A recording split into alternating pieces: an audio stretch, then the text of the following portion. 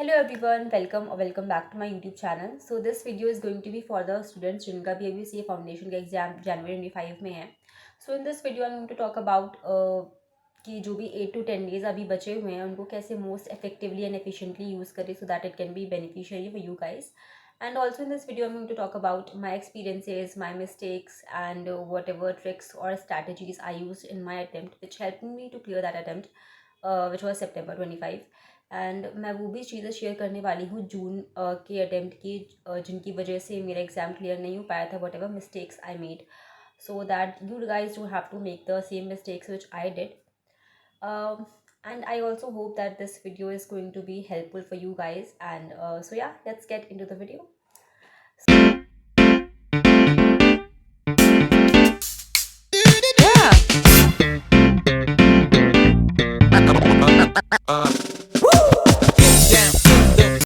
So basically मैं सारी चीज़ें पॉइंट वाइज आपको बताने वाली हूँ कि कैसे, मतलब आप पेन कॉपी लेके बैठ जाओ जो भी आपको ठीक लगे. मैं पॉइंट टू पॉइंट चीज़ें बताऊँगी एंड आप उनको नोट कर सकते हो या बस सुनते रहो चीज़ों को, ठीक है. तो पहला चीज़, फर्स्ट चीज़ होगा कि आप प्लीज़ पॉजिटिव रहो, क्योंकि बहुत ज़्यादा नेगेटिविटी होगी इस टाइम पर. आपको लग रहा होगा कि भाई मेरा इतना सारा बचा हुआ है सिलेबस या रिविजन करने को, इतना सारा बचा है, मैंने कोई भी MTP RTP सॉल्व नहीं करी है. They are like infinite thoughts in our head. Please उनके बारे में मत सोचो. बस आप अभी आपके हाथ में सिर्फ आपके एफर्ट्स है, रिजल्ट आपके हाथ में बिल्कुल भी नहीं है. रिजल्ट तो जब आएगा तब आएगा. तो please focus on your efforts. Don't think about कि रिजल्ट क्या आएगा या फिर क्या चीज़ें होंगी. उन सबको भी साइड में रख दो और भी फोकस करो कि आप पढ़ाई करो अच्छे से, सो दैट आप कर सको अपने एग्ज़ाम में अच्छा. ओके, सो अभी सेकेंड चीज़ जो होगी वो ये होगा कि आपका जितना भी सिलेबस बचा हुआ है या जो भी आपके चैप्टर्स रहते हैं, जो टॉपिक्स रहते हैं, जो भी चीज़ें हैं, उनको भूल जाओ अभी. बिल्कुल भी मत सोचो उनके बारे में. जितना आप कर चुके हो उतने के साथ अब आप रिविजन स्टार्ट कर दो. बिकॉज देखो, मेरे दिमाग में भी जून के अटेम्प्ट की बात करूँ तो मैं लास्ट मोमेंट तक अपना सिलेबस ही खत्म करती. बिकॉज आई वाज लाइक मैं टॉपिक्स तो नहीं छोड़ने वाली, मैं चैप्टर्स तो नहीं छोड़ने वाली, पे क्या पता उसमें से कुछ आ गया फिर मैं नहीं कर पाई, बहुत सारी चीज़ें होंगी. लेकिन उसकी वजह से मैं रिविजन नहीं कर पाई एंड मेरे को चीज़ें रिकॉल ही नहीं हुई एग्जाम के टाइम में. तो उसका क्या ही फ़ायदा हो जाए चाहे मैं सारा सिलेबस कर भी पाई तो इसीलिए मैं ये चीज़ रिकमेंड करूँगी कि प्लीज़ अब सिलेबस के पीछे मत जाओ. और ऐसा नहीं मैंने सितंबर के टाइम पे चीज़ें छोड़ी नहीं, मैं छोड़ के गई थी चीज़ें. मैं अपने पार्टनरशिप में 3-4 मेरे यूनिट्स रह रहे थे और इकोनॉमिक्स में 1-2 चैप्टर्स छोड़ के गई थी, मैथ्स में चैप्टर्स छोड़ के गई थी. लेकिन मैं रिवीजन अपना पूरा अच्छे से करके गई थी, क्योंकि जो भी चीज़ें मेरी एटलीस्ट हो चुकी हैं वो तो मैं परफेक्ट करके जाऊँ ना. क्योंकि अगर उसमें से फिर क्वेश्चन आ गया फिर मैं वो भी नहीं कर पाई, फिर मैं चीज़ों के पीछे भागती रह गई तो फिर एक आप एंडलेस लूप में फंस जाओगे, फिर नहीं होंगी चीज़ें. इसीलिए अब जो हो गया है उसके साथ आगे बढ़ो एंड ट्रस्ट मी वो इनफ होगा. आपने जितना भी पढ़ा होगा, आप 60% 70% कर चुके हो सिलेबस, ठीक है, उसके साथ कंटिन्यू करो अपना रिविजन. तो अभी बात करूँगी कि रिवीजन करना कैसे है, किस तरीके से मैंने अपना रिवीजन किया था एंड क्या चीज़ें मुझे हेल्पफुल रही थी. तो रिवीजन करने से पहले आप 10-15 मिनट लेके बैठो, एक पेज लेके बैठो, ठीक है. उसमें आप एक शेड्यूल बना लो कि कितने चैप्टर्स हैं आपके पास और कितने दिन बचे हैं आपके पास. सो आप उन चैप्टर्स को उन डेज के अकॉर्डिंग एलोकेट कर दो कि आज मुझे ये चैप्टर करना है, आज मुझे ये टॉपिक करना है. सो दैट आपके पास एक रोड मैप रहेगा इन 10 दिनों का एंड आपको पता रहेगा कि आप किन दिन में क्या क्या करने वाले हो और आपका किस डेट तक आपका सारा कुछ खत्म हो जाएगा. बिकॉज अगर आप माइंडलेसली करते जाओगे चीज़ें, आपको पता नहीं रहेंगी आप कर भी क्या रहे हो. सो वो बस एक कुछ आपका उससे बेनिफिट्स नहीं होंगे. आप बस बस कर रहे होगे लेकिन आपको पता नहीं चलेगा आप कर क्या रहे हो एक्चुअली में. सो दैट पहले आप ये चीज़ करो एंड ट्रस्ट मी बहुत ज़्यादा इंपॉर्टेंट है ये चीज़ एंड मैंने भी करी थी एंड इससे मुझे बहुत ज़्यादा हेल्प हुई थी. तो पहले तो आप ये चीज़ करो. उसमें सब्जेक्ट वाइज स्ट्रैटेजी बताऊंगी कि जिस तरीके से मैंने अपना रिवीजन किया था हर एक सब्जेक्ट में और क्या रिसोर्सेज मैंने फॉलो करे थे या किन टीचर्स को मैंने फॉलो करा था या क्या भी चीज़ें थी जो मैंने करी थी. सो स्टार्ट करूँगी विद अकाउंट्स. तो अकाउंट्स में मेरा रिवीजन का क्या तरीका था, जो चीज़ मुझे हेल्पफुल होती है, I don't know if it's going to help you guys और not, but it was helpful for me, so I am going to tell you guys this. Okay, so accounts में रिवीजन का तरीका ये था, जैसे मैंने शेड्यूल में देखा कि आज मुझे ये टॉपिक करना है, आज मुझे ये चैप्टर करना है, सपोज आज मुझे BRS करना है. सो मैंने जिन टीचर को फॉलो करा था वो हार्दिक सर है, हार्दिक सर, उनका यूट्यूब चैनल है. तो उनको मैं उनका रिवीजन लेक्चर लगाती थी. मैं प्लेलिस्ट उनकी लिंक कर दूँगी if it's possible in the description box, तो आप जाके देख सकते हो उनका वीडियो. इंटरेस्ट में बहुत हेल्प होता है उनका वीडियो. तो मैंने उनका वीडियो लगाती थी, मैं रिवीजन स्टार्ट करती थी एंड जो भी क्वेश्चंस होते थे मैं स्क्रीन को पॉज करती थी एंड मैं वो सॉल्व करती थी क्वेश्चन को। ऐसे करके पूरा वीडियो मैं कर लेती थी एंड उसके बाद मैं मॉडल खोलती थी, मॉडल पूरा गो थ्रू करती थी एंड सारे इलस्ट्रेशन को, अगर इलस्ट्रेशन है दिमाग में सॉल्व कर लिया या कैलकुलेटर में सॉल्व कर लिया, बुक के साइड में कहीं पे सॉल्व कर लिया। मैं सारे क्वेश्चन को लेकर नहीं बैठती थी, सारे इलस्ट्रेशन को लेकर नहीं बैठती थी कि मैं सब पूरा पूरा सॉल्व करूँगी।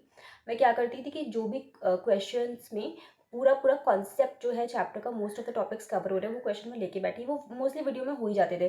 तो मॉड्यूल बस गो थ्रू करना होता था, मॉड्यूल बस मैंने गो थ्रू करा और कोई क्वेश्चन मुझे बहुत डिफिकल्ट लग रहा है कि यार ये तो नहीं आ रहा, तो मैं उसको पूरा पूरा सॉल्व कर दी थी। सो ऐसे करके हर चैप्टर से अच्छे खासे क्वेश्चन वो फुल फ्लेजेड 3-4 क्वेश्चन करवा देते हैं अपने वीडियो में, सो दैट वो क्वेश्चन कवर हो जाते हैं, तो most of the chapter cover हो जाता है। तो वो किया था मैंने। तो पहले मैंने वीडियो देखती थी 2x पर, फिर मैं मॉड्यूल से जल्दी गो थ्रू कर लेती थी और उसके बाद में मैं एमटीपी सॉल्व नहीं कर पाई थी, but I would insist you guys to solve the MTP, क्योंकि उससे मुझे बहुत प्रॉब्लम हुई थी क्वेश्चन सॉल्व करते टाइम एग्जाम में।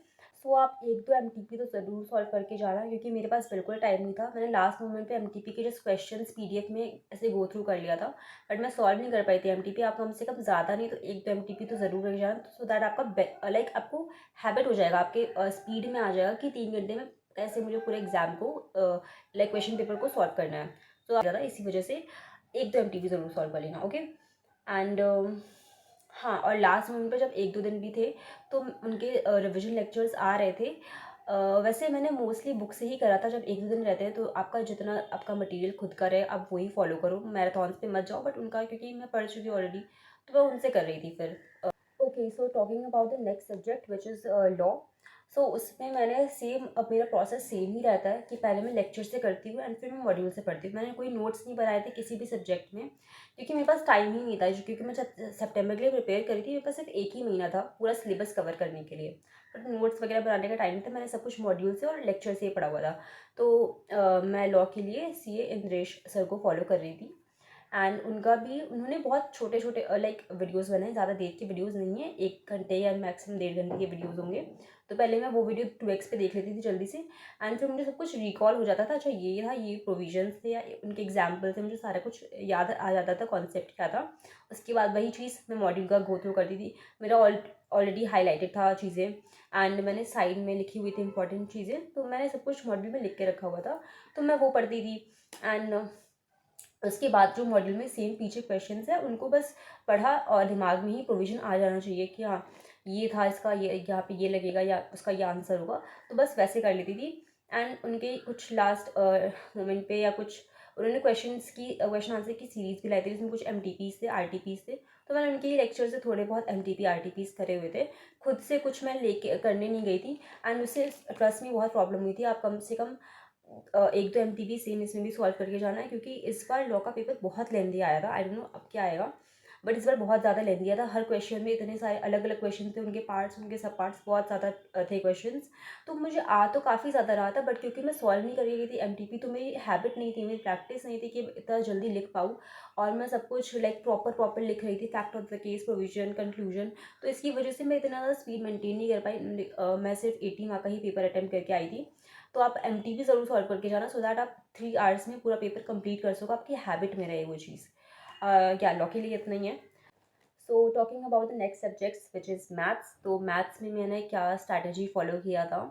मैथ्स मेरा सबसे वीकेस्ट था, क्योंकि मैथ्स ऑलरेडी 2 साल से छोड़ा हुआ था, 11th-12th तो बिल्कुल हैबिट ही नहीं थी मैथ्स की, एंड मैथ्स मेरा वीकेस्ट हो भी गया था एट दैट पॉइंट। तो बेसिकली मैं मैथ्स में ज़्यादा कर नहीं पाई थी, लेकिन मैं ये करके गई थी कि मैंने कुछ स्ट्रॉन्ग पॉइंट्स अपने बना लिए थे। आपका भी हो सकता है मैथ्स वीक हो या जो भी आपका वीक सब्जेक्ट हो, आप उसमें कुछ चीज़ें तो ऐसी कर लो जो आपकी शॉर्ट कन्फर्म हो कि आप कर ही लोगे एग्जाम में आ गया तो वैसे ही मैंने सबसे पहले मैं LR लेके बैठी थी मैथ्स का। मैंने LR की आकाश अग्रवाल सर की सीरीज़ से या फिर ग्रूमिंग एजुकेशन और निशान सर, इन 2-3 चैनल्स को मैं फॉलो कर रही थी। तो पहले मैंने LR अच्छे से कर लिया था, मॉड्यूल के भी सारे क्वेश्चंस कर लिए थे एंड जो लेक्चर्स के भी क्वेश्चंस थे जो इंपॉर्टेंट लग सकते थे वो भी कर लिए थे मैंने। उसके बाद मैंने जो चीज़ करी वो था, मैंने स्टैट्स के सारे फॉर्मूले एक पेज पे और सारी थ्योरीज एक पेज पे लिख के रख ली थी। मैं डेली उसको पढ़ती थी, तो फॉर्मूले भी सारे रिवाइज़ करती थी डेली और थ्योरीज भी रिवाइज़ करती थी, तो इससे स्टैट्स भी उतना हो गया था मेरा। और मैथ्स में मुझे कुछ चैप्टर्स आते थे जैसे रेशियो प्रोपोर्शन, वो चैप्टर्स ईजी है। और आप देख सकते हो कि सेकेंड चैप्टर भी है वो भी ईजी है, इक्वेशंस। फिर ऐसे कुछ चैप्टर्स हैं जो इजी हैं, जो आप कर सकते हो, तो मैंने वही रिवाइज़ कर लिए थे। और आपको मैं इसमें बोलूँगी कि आप आकाश अग्रवाल सर का जो टास्क सीरीज़ है वो ज़रूर करना। मैं उतना ज़्यादा नहीं कर पाई थी, मैंने कुछ लेक्चर्स उसके करे थे, टाइम नहीं था मेरे पास, लेकिन आपको बोलूँगी कि वो तो ज़रूर लेना, उससे आपको बहुत ज़्यादा हेल्प होगा, बहुत ज़्यादा बेनिफिट होगा आपके लिए उससे, क्योंकि वो बहुत इंपॉर्टेंट है भी। उनमें उन्होंने एमटीपी करवाया, उन्होंने आरटीपी करवाया, उन्होंने मॉडल के क्वेश्चन, उन्होंने पीवाईक्यू सब सब कुछ कवर करवा के टास्क सीरीज़ में। तो आपसे सारे लेक्चर्स ना हो पाए टास्क सीरीज़ के, पर आप कोशिश करो आप ज़्यादा से ज़्यादा कर पाओ। तो आप वो कर लोगे ना, तो आपको बाहर से कुछ और करने की ज़रूरत नहीं पड़ेगी, उसमें मोस्ट ऑफ द चीज़ें कवर्ड है ऑलरेडी। बाकी आप फॉर्मूलेज और थ्योरीज इन सब पे फोकस करना, इनसे बहुत सारे क्वेश्चन आते हैं। ओके, या मैथ्स के लिए इतना ही। So now moving to economics, what was my strategy for economics? So in economics also I followed CA Hardik sir, and उनके मैंने पहले जो वन शॉट वीडियोस ऑलरेडी पड़े हुए, प्लेलिस्ट बनी हुई है उनकी, तो you can search that. And फिर मैं उसको पहले 2x पे उनका जो भी वन शॉट है वो देखती थी, फिर सेम मॉड्यूल से गो थ्रू कर लेती थी, एंड मॉड्यूल के पीछे क्वेश्चंस देख लिए थे मैंने। एंड उनके कुछ MCQs के लेक्चर्स भी हैं जो उन्होंने आई गेस जून के एग्ज़ाम के टाइम पे लिए हुए थे, तो मैंने वो लेक्चर्स भी कर लिए हुए थे, जिसमें वो उन्होंने MCQ सारे बुक के करवाए हुए हैं ऑलरेडी, तो उससे कॉन्सेप्ट्स भी काफ़ी ज़्यादा रिवाइज हो जाते थे। एंड बेसिकली कुछ भी नहीं कर पाओ तो आप वो लेक्चर्स कर सकते हो, या फिर अगर आपके नोट्स हो खुद के, या कहीं फैकल्टी की आपने कोचिंग ले रखी हो, तो आप उनके नोट्स प्रेफर कर सकते हो। मैंने क्योंकि कोई कोचिंग नहीं ले रखी थी, मैंने सब कुछ यूट्यूब से ही पढ़ा हुआ है, तो मैंने उनके ही जो लेक्चर्स थे उनको ही, क्योंकि मुझे ये होता है ना कि मुझे मॉड्यूल ही ज़्यादा प्रेफरेबल लगती है, मॉड्यूल से ही ज़्यादा पढ़ती हूँ, क्योंकि उसी में ही मैं हाईलाइट करती हूँ, उसी में ही मैं छोटा बहुत लिख लेती हूँ, नोट्स बना लेती हूँ। मैं ज़्यादा कॉपी पे नोट्स नहीं बनाती हूँ। एंड और मुझे लेक्चर से रिवीजन करना ज़्यादा इजी लगता है, रादर कि मैं जाऊँ और अपने नोट्स से पढूँ। लेक्चर से सारी चीज़ें रिकॉल हो जाती है, तो ये मुझे लाइक ये बेनिफिशियरी लगता है, मुझे हेल्पफुल लगता है, तो मैं इस तरीके से करती हूँ। बाकी it is up to you guys, जो आपको ठीक लगता है, या जो भी आपके लिए हेल्पफुल हो, आप उस तरीके से रिविजन कर सकते हो। It is helpful for me, so I use this method कि पहले मैं लेक्चर से रिवाइज करती हूँ to recall all the things, and then मैं मॉड्यूल को प्रेफर करती हूँ, because it is helpful for me, so you guys can follow whatever is helpful for you. And कुछ डोंट्स जो आपको बिल्कुल भी नहीं करने हैं, डूज मैं ऑलरेडी बता चुकी हूँ। कुछ डोंट्स होंगे कि आप तो पहला कि प्लीज़ आप लास्ट टाइम में बिल्कुल भी पैनिक मत करना, और प्लीज़ जो मैं बता चुकी पॉजिटिविटी तो भर के रखो अपने अंदर, नेगेटिविटी बिल्कुल मत आने दो। आपको होना चाहिए कि मैं तो कर ही लूँगा सब कुछ, मुझे तो आता ही है सब कुछ। और कोई भी क्वेश्चन ना आए या कोई भी टॉपिक ना आए तो उसको ईगो पे लेके मत बैठना। मैंने एग्जाम टाइम में ये चीज़ करी थी, अकाउंट्स का एग्जाम था, एंड उसमें मुझे एक बिल्स ऑफ एक्सचेंज का क्वेश्चन था, अकोमोडेशन ऑफ बिल का। तो मैं उसको पीछे पड़ी रही कि भाई ये मुझे बहुत अच्छे से आता है, इसको मैं 4 बार करके आई थी, एंड इसको मैं करके ही रहूँगी। और उसके पीछे मैंने आधा घंटा 45 मिनट्स लगाया, और मैं भूल चुकी थी उस चीज़ को, बट मैं ये चीज़ मानने को तैयार नहीं कि मैं भूल चुकी हूँ, मैं उसके पीछे लगी रही। तो कोई भी चीज़ को ईगो पे लेके मत बैठना। आप जब रिवाइज भी कर रहे हो, अगर आप कोई चीज़ भूल चुके हो तो ठीक है, उसको साइड में रख दो, बाद में उसको कर लेना अच्छे से। बट जो चीज़ें होती जा रही हैं, पहले उनको सब कुछ एक साथ करते रहो आप, सो दैट आपका वो चीज़ें नहीं छूटे जो आपको ऑलरेडी आती हैं, उनको आप परफेक्ट कर लो अच्छे से। वो चीज़ मैं ऑलरेडी बता ही चुकी हूँ कि जो चीज़ नहीं हुई है उसको आप अभी छोड़ दो, बाद में टाइम लगा तो आप ठीक है, टाइम है तो कर लेना, अभी मत करने जाओ उसको।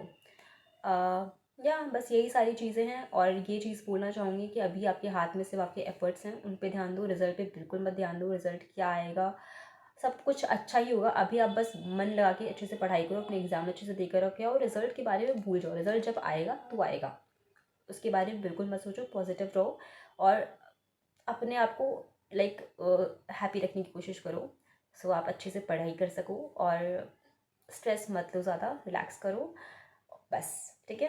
और I would also love to read your comments, जो अगर आपको इस वीडियो से कुछ भी हेल्पफुल लगा, एंड कुछ भी अगर आपको मुझे रिमार्क्स देने हैं या कोई फीडबैक देना है, कोई चीज़ मुझे इम्प्रूव करनी चाहिए, I would love to read your comments in the comment box. So yeah let's get back to studies. Okay, bye.